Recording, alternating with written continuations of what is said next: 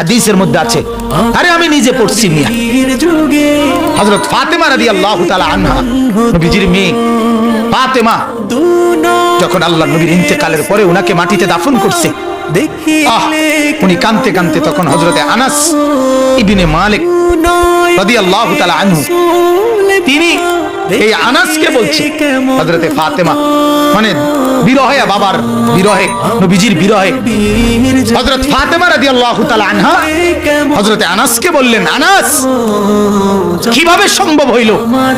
কেঁদে কেঁদে বলছিলেন ফাতেমা, কেমনে তোমরা আনতাহসুত তুরাবা, তোমরা কিভাবে নিজেদের সম্ভব কলজা মানাইলো, কেমনে নবী পাকের উপরে, আমার বাবার উপরে মাটি ফেলতে তোমরা কলজা কেমনে মানি, কেমনে মাটি দিলা, কেমনে দিলা? আল্লাহ রাসূলের পবিত্র দেহের উপরে মাটি ফেলে দিলা। কথাটা বুঝেন না, মানে মনের কষ্ট, আবেগে উনি বলছে কেমনে সম্ভব? তাহলে আল্লাহ রাসূল সাল্লাল্লাহু আলাইহি সাল্লামকে মাটি কবরে রাখা, মাটি দিচ্ছে তার উপরে, সাহাবায়ে কেরামের কলজাটা কেমন লাগছে কোন?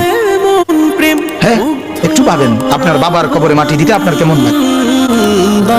আর প্যারা নবী যার জন্য সাহাবীরা জান কুরবান দেন, ওনাকে যখন মাটি দিচ্ছে তখন ওনাদের কবর আরে কলজার মধ্যে কেমন কষ্ট, তবুও তো দিছে কিনা বলে, তবুও মেনে নিছে কিনা?